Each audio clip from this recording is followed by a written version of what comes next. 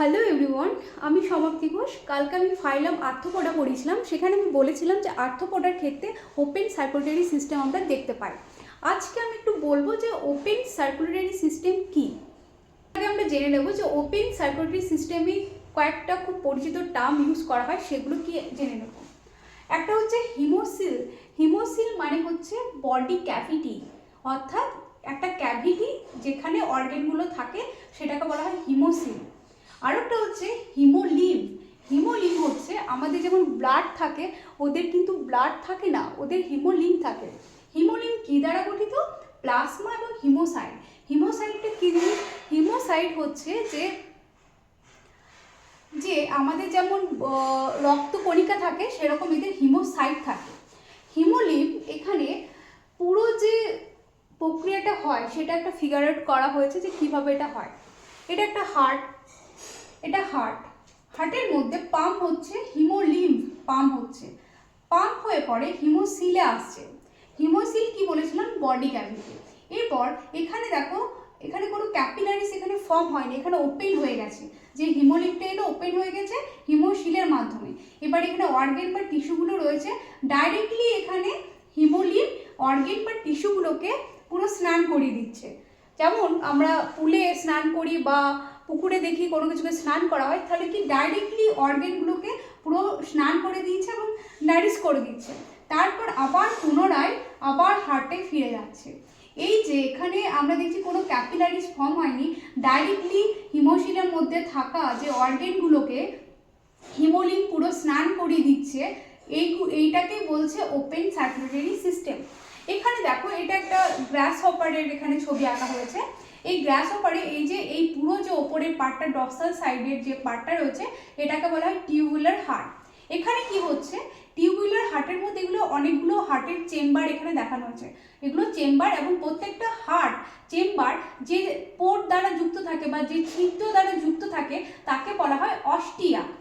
এরপর এটা হচ্ছে অ্যান্টেরিয়র আওর্টা।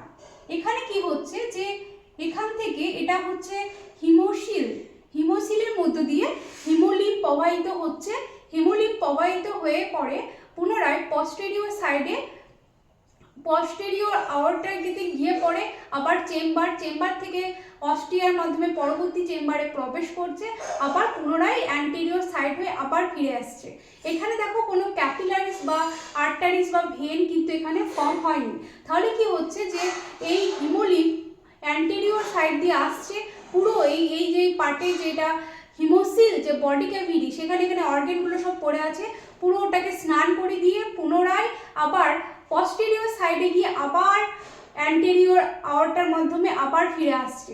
এই যে সিস্টেম, এই যে পদ্ধতিটা, এটাকে বলা হয় ওপেন সার্কুলেশন সিস্টেম। এখানে আরেকটা কথা বলে রাখি যে হার্ট যে পাম্প করবে ডর্সাল সাইডে, কিছু কিছু ইনসেক্টের ক্ষেত্রে অ্যালারি মাসেল দেখতে পাওয়া যায়, যেটা কি করছে? হার্টটাকে পাম্প করতে সাহায্য করে। তাহলে এখানে কি দেখলাম যে ওপেন সার্কুলেটরি সিস্টেম কি হচ্ছে? ওপেন সার্কুলেটরি সিস্টেম কিছুই না, আমাদের যেমন আর্টারিস, ভেন, ক্যাপিলারিস ফর্ম হয়, তারপর টিস্যুতে গিয়ে আবার পুনরায় অক্সিজেন দিয়ে পড়ে আবার CO2 যুক্ত হয়ে আবার ভেনের মাধ্যমে আবার পুনরায় হার্টে ফিরে আসে। এখানে সেই আর্টারিস বা ভেনের কোনো গল্প নেই। এখানে হচ্ছে যে হার্ট পাম্প করলো, পাম্প করার পর এদের ব্লাড থাকে না, ব্লাডের পরিবর্তে এদের থাকে হিমোলিভ। হিমোলিভ গিয়ে পড়ে হিমোসিলে ওপেন হচ্ছে, হিমোসিলে ওপেন হয়ে পড়ে। যেমন আমরা একটা ধারণা করে নিই যে একটা পুলে ওপেন হচ্ছে, ওখানে ওপেন হয়ে পড়ে যে অর্গান বা টিস্যু আছে সেখানে তাদেরকে নারিশ করছে, নারিশ করার পর পুনরায় আবার হার্টে ফিরে আসছে হিমোলিভ। এইভাবে এটা চক্রাকারে আবর্তিত হচ্ছে। এখানে কোনো ভেন বা ক্যাপিলারি হচ্ছে না, এটা পুরোটাই ওপেন।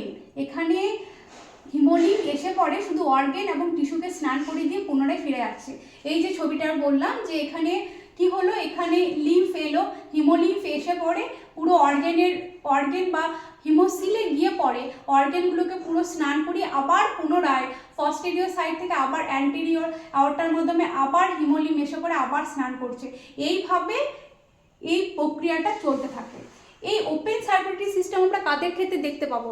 আর্থ্রোপোডা এবং মোলাস্কার মধ্য দিয়ে আবার এক্সেপশন আছে, সেটা হচ্ছে সেপালোপোডা। মোলাস্কা যেটা আছে, সেপালোপোডের যে ভাগটা আছে সেটা হচ্ছে এক্সেপশন। তাছাড়াও আমরা একাইনোডার্মের ক্ষেত্রে এই ওপেন সার্কুলেটরি সিস্টেম আমরা দেখতে পাবো।